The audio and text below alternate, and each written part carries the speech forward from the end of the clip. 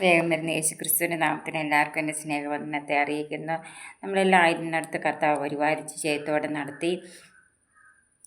ഞാനിന്ന് പറയാൻ പോകുന്ന സങ്കീർത്തനത്തിനകത്തുനിന്നാണ് 148 സങ്കീർത്തനത്തെ ആസ്പദമാക്കി പറയാനായിട്ടാണ് ഞാൻ ആഗ്രഹിക്കുന്നത്. ദാവീദിൻ്റെ സങ്കീർത്തനമാണ്. സങ്കീർത്തനം ആകെ 150 സങ്കീർത്തനങ്ങളുണ്ട്. ദാവീദിൻ്റെയൊക്കെ സങ്കീർത്തനങ്ങളാണ്. യഹോവയെ സ്തുതിപ്പിൻ, സ്വർഗത്തിൽ നിന്ന് യഹോവയെ സ്തുതിപ്പിൻ. അപ്പം യഹോവയെ സ്തുതിപ്പിൻ, സ്വർഗത്തിൽ നിന്ന് യഹോവയെ സ്തുതിപ്പിൻ, ഉന്നതങ്ങളിൽ അവനെ സ്തുതിപ്പിൻ. അപ്പം ഉന്നതനാണ് ദൈവം. ആരാ? സ്വർഗത്തിൽ അധിവസിക്കുന്നയാളാണ് ദൈവം. അതുകൊണ്ട് നമ്മൾ എന്ത് ചെയ്യണം? സ്തുതിക്കണം. നമ്മൾ ഓരോരുത്തരും ദൈവത്തെ സ്തുതിക്കണം. അവൻ്റെ സകല ദൂതന്മാരുമായുള്ളവർ അവനെ സ്തുതിപ്പിൻ. കണ്ടോ? അവൻ്റെ സർവ്വസൈന്യവും അവനെ സ്തുതിക്കും. അപ്പം എല്ലാവരും ദൈവത്തെ സ്തുതിക്കണം. സൂര്യചന്ദ്രന്മാരെ അവനെ സ്തുതിപ്പിൻ, പ്രകാശമുള്ള സകല നക്ഷത്രങ്ങളുമായുള്ള അവനെ സ്തുതിപ്പിൻ. ഈ സൂര്യനെയും ചന്ദ്രനെയും നക്ഷത്രങ്ങളെയൊക്കെ ഉണ്ടാക്കിയത് ആരാണ്? നമ്മുടെ ദൈവമാണ്. സ്വർഗവും ആകാശത്തിന് മീതിയുള്ള വെള്ളവുമായുള്ളവ അവനെ സ്തുതിപ്പിൻ. അപ്പോൾ എല്ലാം സ്തുതിപ്പിൻ എന്നാണ് പറയുന്നത്. അവൻ കൽപ്പിച്ചിട്ട് അവ സൃഷ്ടിച്ചിരിക്കിയാൽ അവ യഹോവയുടെ നാമത്തെ സ്തുതിക്കട്ടെ. അപ്പോൾ സകലതും ഉളവാകട്ടെ എന്ന് പറഞ്ഞപ്പോഴാണ് സകലതും ഉളവായത്. അത് ആര് സൃഷ്ടിച്ചതാണ്? ഇത് ദൈവം സൃഷ്ടിച്ചതാണ്. അവനവയെ സദാകാലത്തേക്ക് സ്ഥിരമാക്കി. അപ്പോൾ നക്ഷത്രം നമ്മൾ നോക്കുമ്പോൾ ഒരു ദിവസം സൂര്യനെ നോക്കും, ഒരു ദിവസം ചന്ദ്രനെ നോക്കുന്നു. അപ്പോൾ ഈ സൂര്യനും ചന്ദ്രനും അതാത് സ്ഥാനത്ത് തന്നെ ഉണ്ട് എല്ലാ 365 ദിവസവും. ഇതാണ് സ്ഥിരമാക്കിയിരിക്കുകയാണ് ദൈവം തമ്പുരാൻ. നക്ഷത്രങ്ങളെ എല്ലാം സ്ഥിരമാക്കിയിരിക്കുകയാണ്.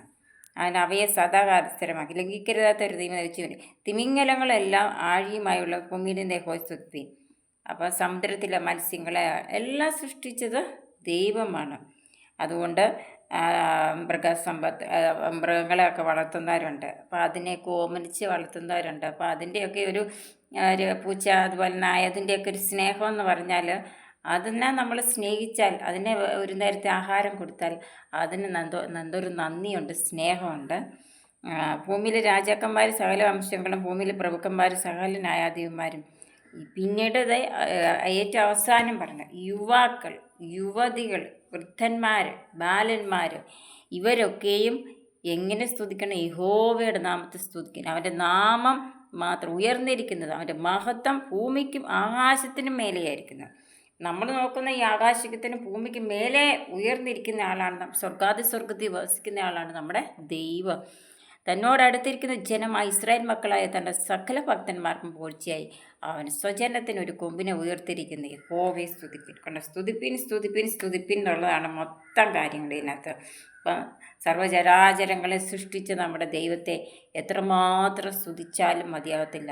അത് പ്രായഭേദമന്യേ എല്ലാവരും ദൈവത്തെ സ്തുതിക്കണം എന്നാണ് 148 സങ്കീർത്തനത്തിൽ നിന്ന് നമുക്ക് മനസ്സിലാക്കാൻ സാധിക്കുന്നത്. ദൈവം നമ്മളെല്ലാം ഇരുന്നിടത്ത് കർത്താവ് പരിപാലിക്കുന്നു, ജയത്തോടെ നടത്തുന്നു. നിങ്ങൾ ദൈവത്തിൽ ആശ്രയിച്ച് ജീവിക്കുമ്പോൾ നിങ്ങളുടെ ജീവിതത്തിൽ ഒരുപാട് സന്തോഷങ്ങളും എല്ലാം ഉണ്ടാകുകയാണ് ചെയ്യുക. ഈ സന്തോഷം തരുന്നത്, സമാധാനം തരുന്നത്, ആശ്വാസം തരുന്നത് എല്ലാം ആരാണ്? ദൈവമാണ്. അപ്പോൾ ദൈവത്തിൻ്റെ കൃപ, കരുണ, ദയ, നീതി, സമാധാനം ഇതെല്ലാം നമ്മുടെ കൂടെ ഉണ്ട്. നമ്മളെ വഴി നടത്തുവാൻ സർവശക്തനായ ദൈവത്തിന് സാധിക്കും.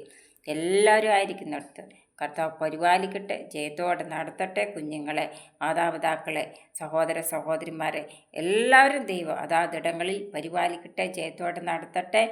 എന്നെ തന്നെ എൻ്റെ ദൈവത്തിൻ്റെ സന്നിധിയിൽ സമർപ്പിക്കുന്നു. God bless you.